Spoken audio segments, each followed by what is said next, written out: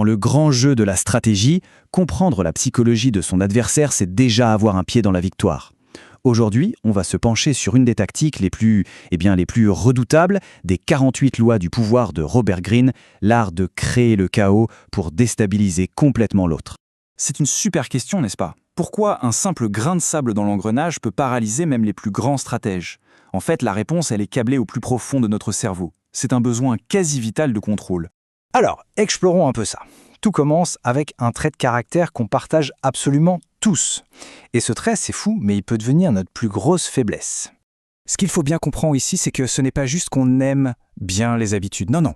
C'est un mécanisme psychologique bien plus ancré. Notre cerveau est une machine à détecter des schémas. Il cherche constamment des motifs pour se sentir en sécurité et pour donner un sens au monde qui l'entoure. Et paf, voilà le piège. Quand on est prévisible, c'est comme si on donnait à son adversaire une carte détaillée de nos pensées. On lui sert tout sur un plateau, nos intentions, nos prochains mouvements. Il n'a plus qu'à anticiper, à contrer et au final, à nous manipuler. On devient une cible incroyablement facile. D'accord. Donc si la prévisibilité est notre talon d'Achille, alors logiquement, l'imprévisibilité devient notre meilleure arme. Une arme qui va justement exploiter ce besoin de contrôle chez l'autre pour le retourner violemment contre lui.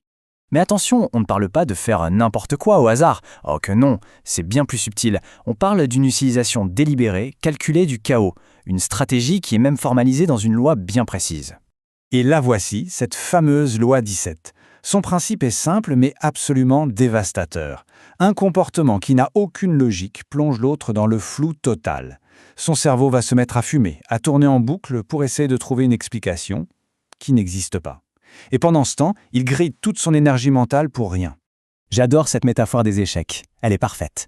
Imaginez la scène. Un grand maître, il a tout calculé, il a 10 coups d'avance. Et là, son adversaire joue un coup qui n'a absolument aucun sens. Toute sa belle stratégie, basée sur la prédiction et la logique, s'effondre comme un château de cartes. Bon, maintenant, on va disséquer le truc. On va regarder à la loupe ce qui se passe vraiment dans la tête de celui qui subit ça. Comment est-ce que l'imprévisibilité arrive à le démanteler de l'intérieur? C'est simple en fait. D'un côté, le comportement prévisible. Le cerveau de l'adversaire est tranquille, un mode pilote automatique. Il analyse, il planifie, il est à l'aise. De l'autre, c'est le chaos. L'imprévisibilité, ça crée une surcharge cognitive totale. Le cerveau n'arrive plus à planifier, il passe en mode survie. Il ne fait plus que réagir, il est constamment sur la défensive. Et ce processus de déstabilisation, il est presque mécanique. Ça se passe en 3 temps. Première étape, la confusion. L'autre est complètement paumé. Il se dit « mais qu'est-ce qui se passe ?» Deuxième étape, l'épuisement. Son cerveau tourne à plein régime pour rien. Il est littéralement en surchauffe. Et enfin, la troisième étape, la pire, la peur. La pure angoisse de ne jamais savoir ce qui va arriver. Et il faut bien comprendre que le but final, ce n'est pas juste de semer le doute. Non, quand on pousse cette stratégie à son maximum, on cherche à instaurer une véritable terreur psychologique. L'idée, c'est d'intimider, de paralyser l'autre avant même que la bataille ait commencé. Bon, tout ça c'est bien beau en théorie, mais est-ce que ça marche dans la vraie vie? Oh que oui. L'histoire est remplie de personnages qui étaient des virtuoses de l'imprévisibilité. On va en voir quelques-uns.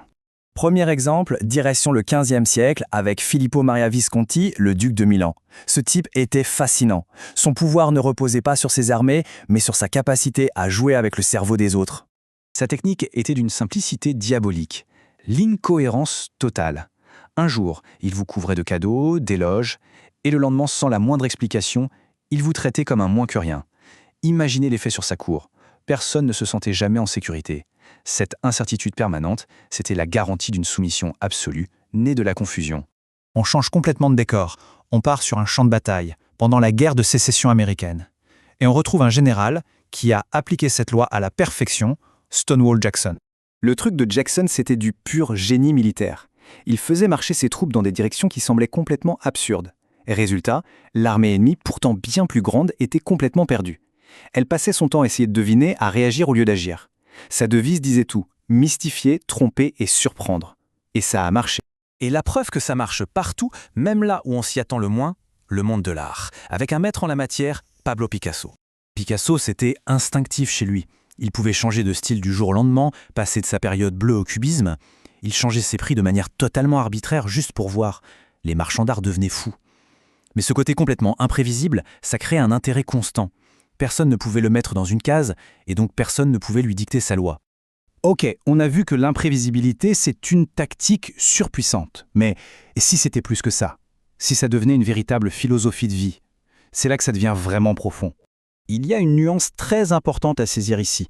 Utiliser une tactique imprévisible, c'est une action, un coup ponctuel. Mais l'amorphisme, le fait d'être sans forme, c'est un état d'esprit. C'est le niveau au-dessus en matière de stratégie. Et ça nous amène directement à la loi 48, qui est un peu l'aboutissement de tout ça. Être amorphe, c'est être comme l'eau. Fluide, insaisissable. L'adversaire essaye de frapper, mais il tape dans le vide. Il ne peut s'accrocher à rien de solide. C'est peut-être ça la forme ultime du pouvoir. Ne pas avoir de forme du tout. Et tout ça, ça nous laisse avec une question assez vertigineuse au fond. C'est bien beau de jouer avec le chaos. Mais où est la limite? À quel moment une tactique brillante bascule dans la pure terreur psychologique?